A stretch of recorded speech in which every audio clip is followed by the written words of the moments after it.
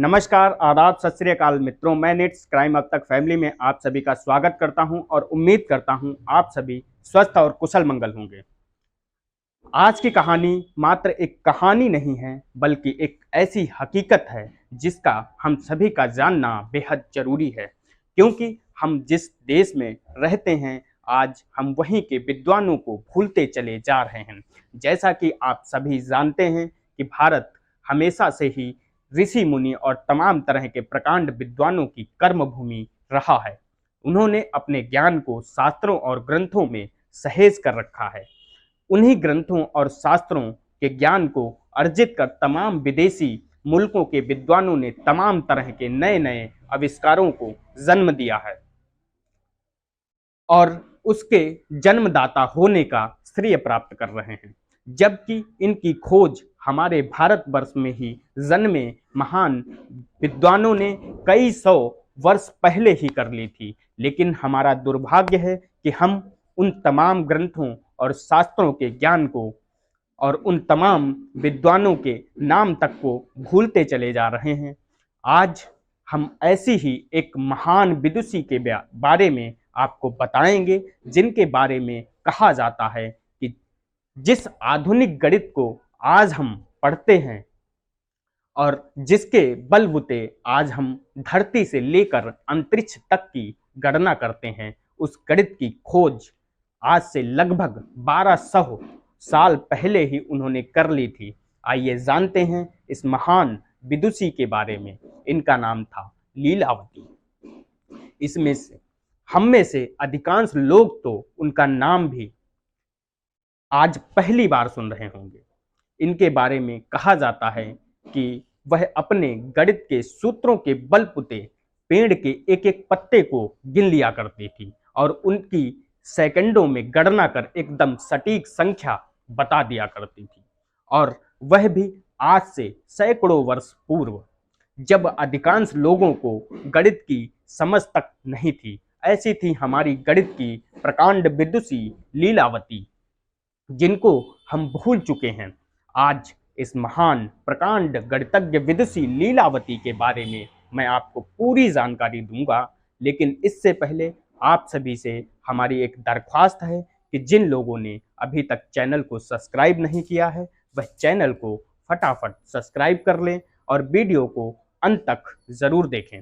अगर वीडियो पसंद आए तो लाइक कमेंट ज़रूर कीजिएगा और अपने फैमिली और दोस्तों के साथ चैनल को सब्सक्राइब भी ज़रूर कीजिएगा।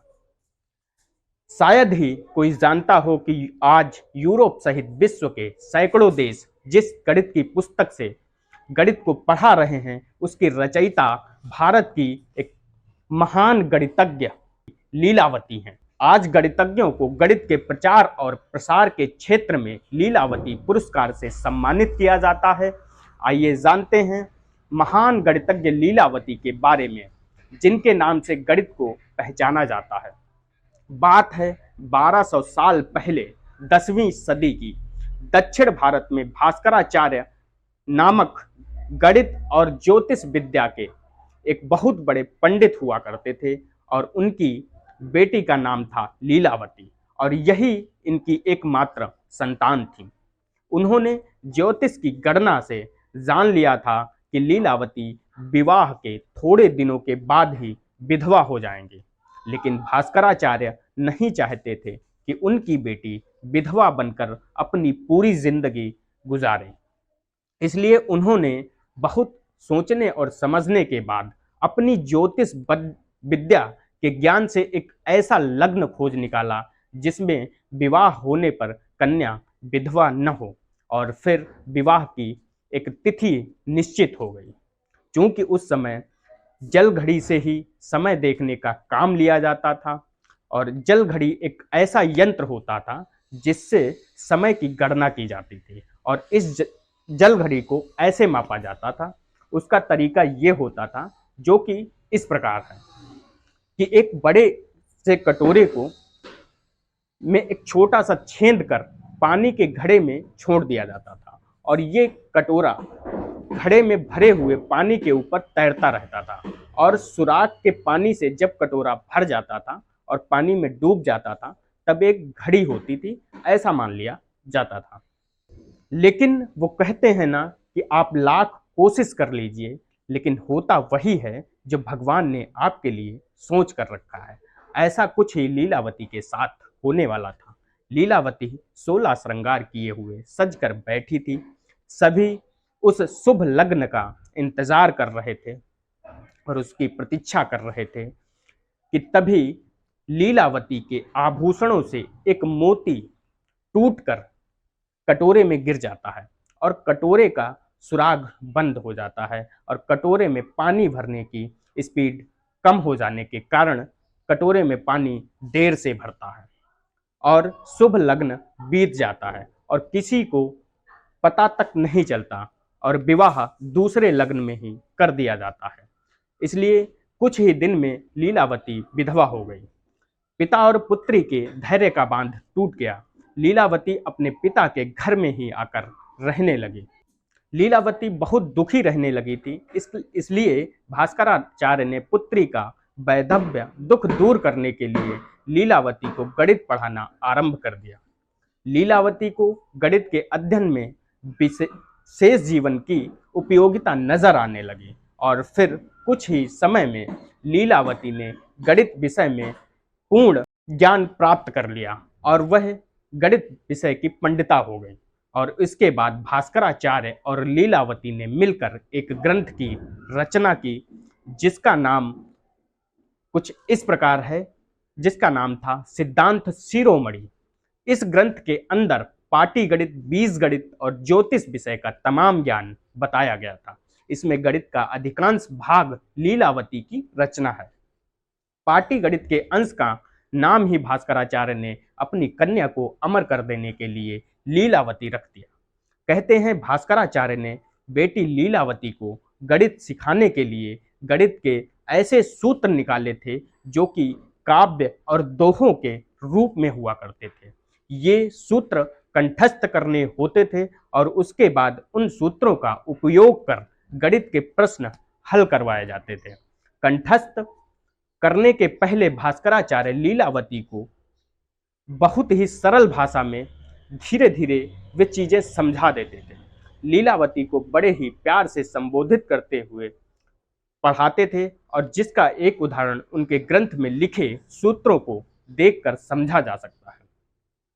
जिसका एक उदाहरण इस प्रकार है कि हिरण जैसे नयनों वाली प्यारी बिटिया लीलावती, और उनके सूत्र भी इसी शैली में हुआ करते थे।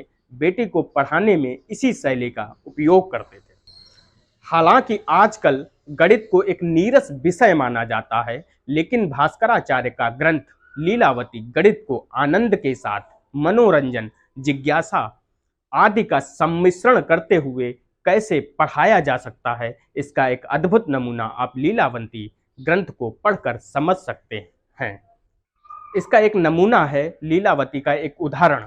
निर्मल कमलों के एक समूह के तृतीयांश, पंचमांश तथा षष्ठमांश से क्रमशः विष्णु, शिव और सूर्य की पूजा की, चतुर्थांश से पार्वती की और शेष 6 कमलों से गुरु चरणों की पूजा की। ए बाले लीलावती, शीघ्र बता उस कमल समूह में कितने फूल थे।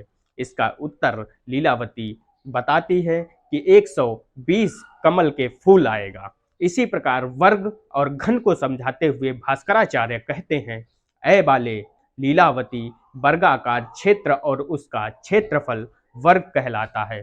तो समान संख्याओं का गुणनफल भी वर्ग कहलाता है। इसी प्रकार 3 समान संख्याओं का गुणनफल वर्ग कहलाता है और 12 कोष्ठों और समान भुजाओं वाला ठोस भी घन कहलाता है।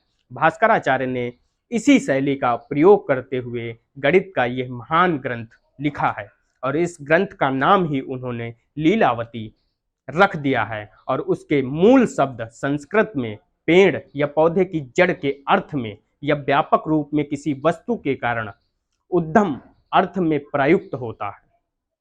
इसलिए प्राचीन गणित में वर्ग मूल का अर्थ होता है वर्ग का कारण या उद्यम अर्थात एक भुजा। इस प्रकार घनमूल का अर्थ भी समझा जा सकता है। लीलावती के प्रश्नों का जवाब देने के क्रम में ही सिद्धांत शिरोमणि नामक एक विशाल ग्रंथ लिखा गया, जिसके 4 भाग हैं। जिसका पहला भाग है लीलावती, और दूसरा भाग है बीजगणित, और तीसरा भाग है ग्रह गणित अध्याय, और चौथा भाग है गोलाध्याय। लीलावती ग्रंथ में बड़े ही सरल और काव्यात्मक तरीके से गणित और खगोल शास्त्र के सूत्रों को समझाया गया है। कहते हैं कि अकबर के दरबार के विद्वान फैजी ने सन 1887 में लीलावती का पहली बार फारसी में अनुवाद किया था, और फिर अंग्रेजी में लीलावती का पहला अनुवाद जे वेलर ने सन 1716 में किया। इसके तमाम और भाषाओं में भी इसके बाद अनुवाद किया गया है। हालांकि कुछ समय पहले तक भारत में भी कई शिक्षक गणित को दोहों के रूप में पढ़ाया करते थे, जैसे कि एक 15 का पहाड़ा कुछ इस प्रकार है कि 3 45 चौके 60 छक्के 90 अट्ठा 20 9 35। इस तरह से ही कैलेंडर को याद करने का भी तरीका पद्मय सूत्र में था। वो कुछ इस प्रकार था कि सियप जूनो 30 के, बाकी के 31, 28 की फरवरी, चौथे सन 29। इस तरह गणित को अपने पिता से सीखने के बाद लीलावती एक महान गणितज्ञ और खगोल शास्त्री के रूप में जानी गई, और वो कहते हैं न कि मनुष्य के मरने के बाद भी उसकी यश और कीर्ति ही रह जाती है। इसलिए आज भी गणित के क्षेत्र में गणितज्ञों को लीलावती पुरस्कार से सम्मानित किया जाता है।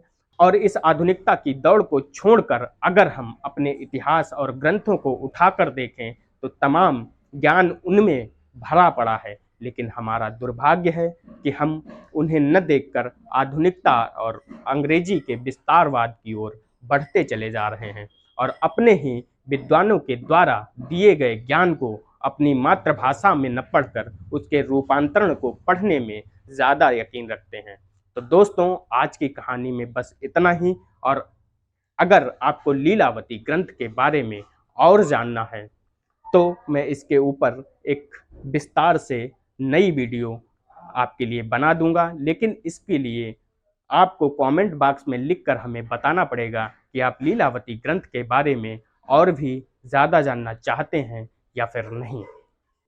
तो दोस्तों, चैनल को फटाफट सब्सक्राइब करें ताकि हमारे वीडियो की नोटिफिकेशन आप तक सबसे पहले पहुंच सके, और बेल आइकन को दबाना बिल्कुल मत भूलिएगा। मिलते हैं एक नई कहानी के साथ अगले एपिसोड में। तब तक के लिए नमस्कार मित्रों, धन्यवाद।